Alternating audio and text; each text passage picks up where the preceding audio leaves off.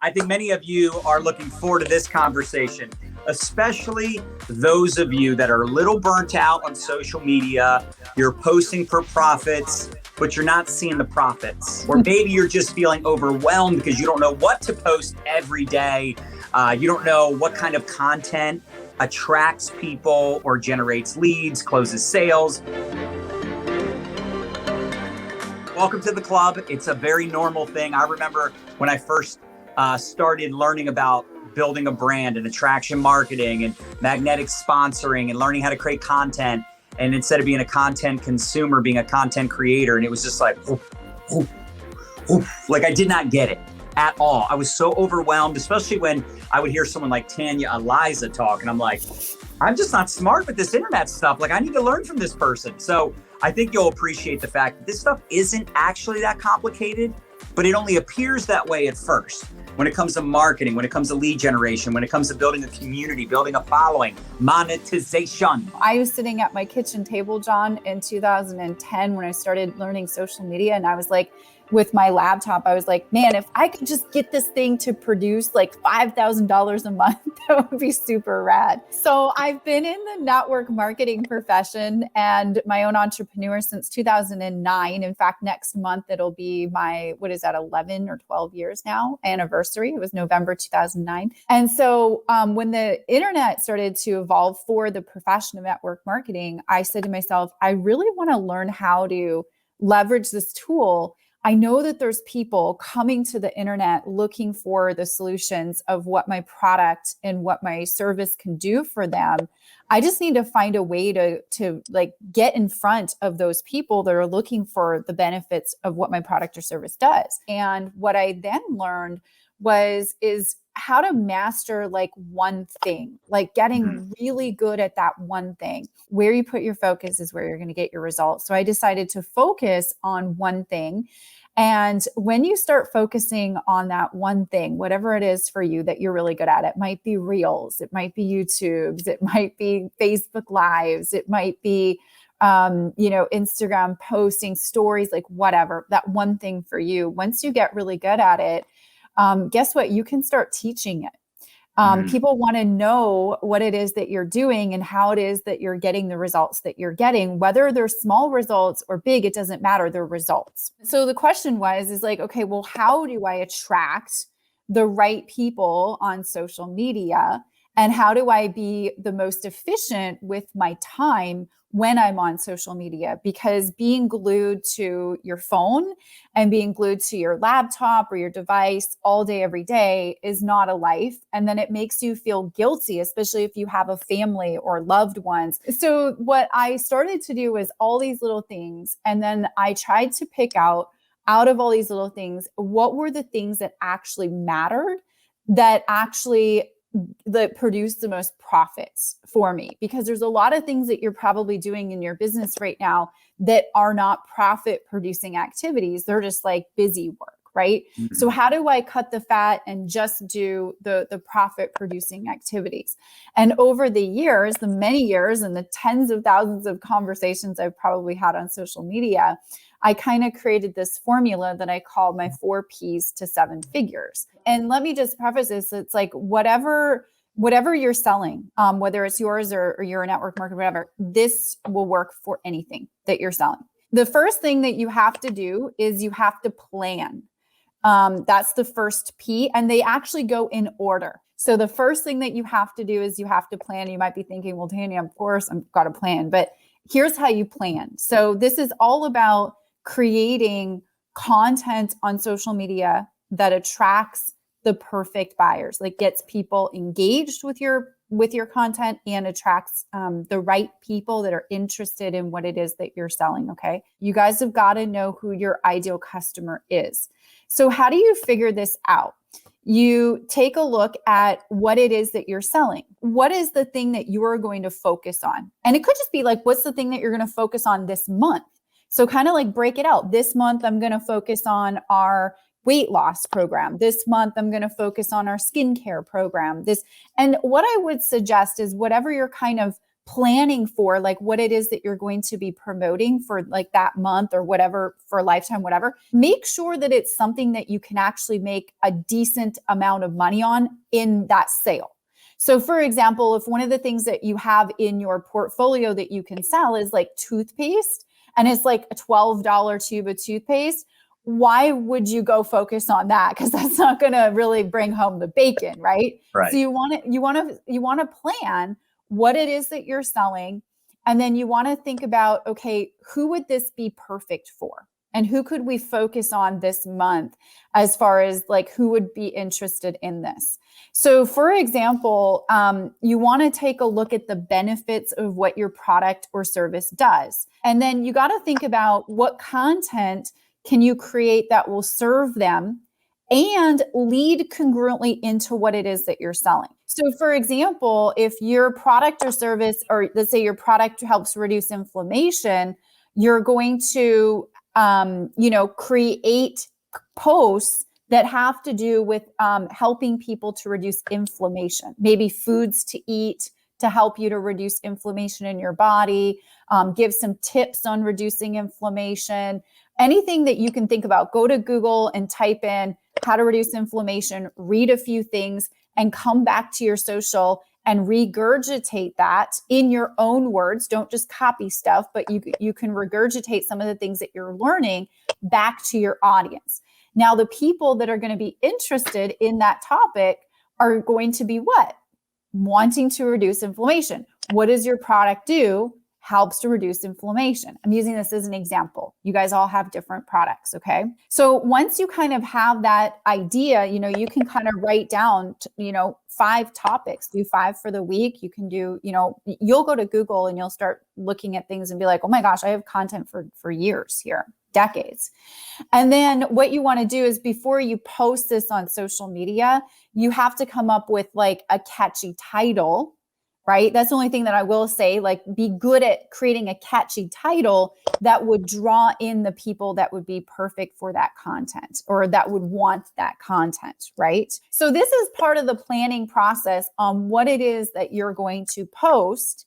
And see, most people completely miss the first step. They're just like, let's just post something, and they have no plan in place. If you have a plan, you will succeed. So the second P is produce. That you got to ask yourself, how are you going to show up consistently each week for your tribe? All right. You got to produce the content now. How are you going to produce your content? And you guys know that John and Nadya teach what? John, say it. We like video. Video. It's true. There's no denying it. I am going to suggest, I know some of these video people who are scared. I know people. I'm going to suggest video. If you can't do video, just do video. Okay. And so what you got to do is think about how are you going to show up? Now for me, I just like how John does a Facebook Live every Monday at the same time called Money Monday. It's a show. This is his consistent content for you guys every single week. Genius. Now I do a very similar thing. Instead of Facebook Live though, every Monday I do a YouTube episode. And this is, maybe you're scared to go live because you're like, I can't hide anything. I can't edit anything. Right. So, I do an episode on YouTube and then I put it on my blog. And then on Tuesday, I do a Tuesday live on Facebook as well. But if it was just one thing for you, I want you to write down how you're going to show up every single week for your people. And then what you have to do is produce the content, right? Makes sense? Produce. So you're either going to shoot the video or you're going to do the Instagram post, or you're going to do the reel, or you're going to do the TikTok, or you're going to do the YouTube, or you're going to do the blog post. Whatever it is for you, you're going to produce that piece of content after you planned it, you've produced it, and you're going to put it out there. Okay. And remember, you guys, you don't have to do everything. Okay. Mm-hmm. You might see John and Nadya, maybe myself. We are in a lot of places, right? We're doing the YouTubes, we're doing the blogs, we're doing the lives. here's the thing. We got to that point. Don't compare your chapter 1 to somebody's chapter 20. Just do you. And if it's just in one place for the next 12 to 24 months, I did that in the beginning, you guys. I didn't have all the other things going on. We got there when the time was right. So where's the one place that you're going to show up consistently every single week? And then what is the time and day of the week that you're going to condition your tribe, your audience, to know when and where to expect you with what information? The third P is going to be to promote. This is where the magic happens. And this is how you leverage yourself at the greatest level. Is instead of thinking you have to produce content for every platform that you're on, produce your content where your people mostly are and where you're most active, put it there. And then on your Instagram, everywhere else, whatever, promote to that piece of content. So you don't have to create content for every channel that you're on. Make it so much easier for yourself than it has to be. I don't produce different content for every single place that I'm in. We just leverage where I'm at, where I decided to go. And I just want to throw something in there too. I mean, think about how awesome this is. It really is funny how much we focus on creating content, but people a lot of times, they skip that third step of actually promoting the content they created. 20% of your time plan and produce. 80% of your time promote and profit. And profit's going to be the fourth P. Consistency is the secret to this, but literally if you're producing one high value piece of content every week, it's not every day, right? It's every week. So is it Monday for you, whatever it is, you're producing that and then you're promoting it throughout the other days of the week. You're kind of telling people, go check this out, go check this out, go check this out. If you are doing this one day a week, right, you have that high value piece of content go out, you are going to have people that are going to be engaging on that content, and you're going to need to follow up with them and turn that conversation into a sale.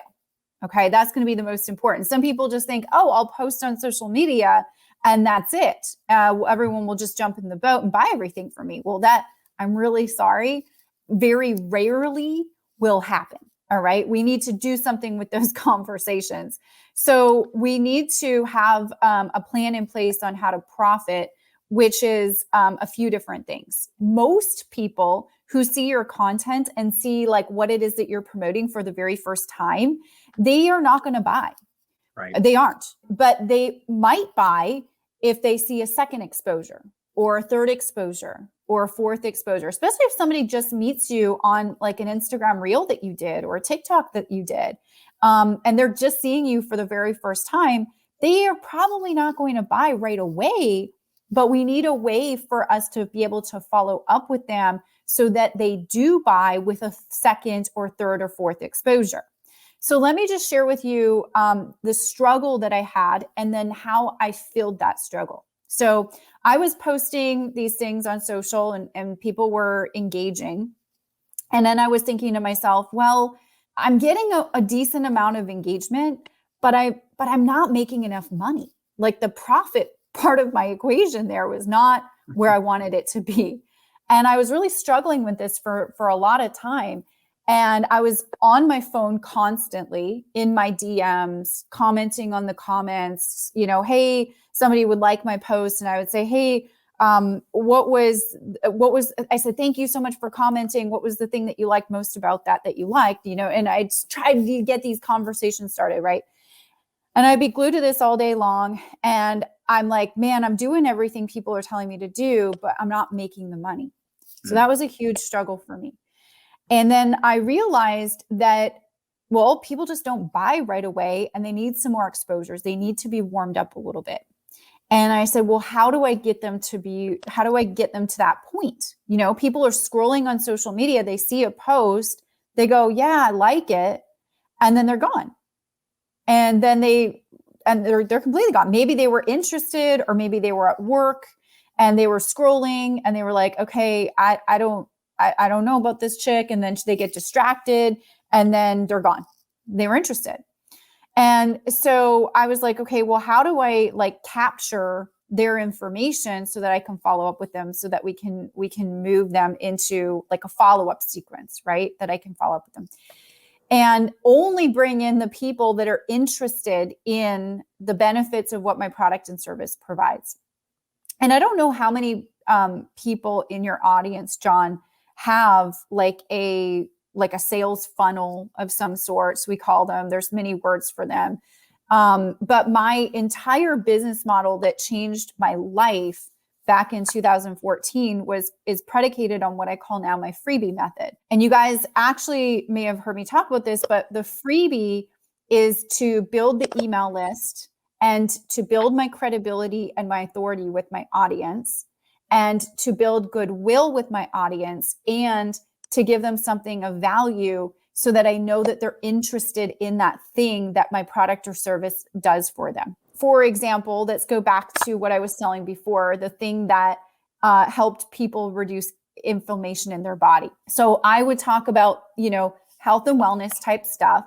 And then I created this freebie that was called the 10 foods to incorporate in your diet that help you to reduce inflammation in your body.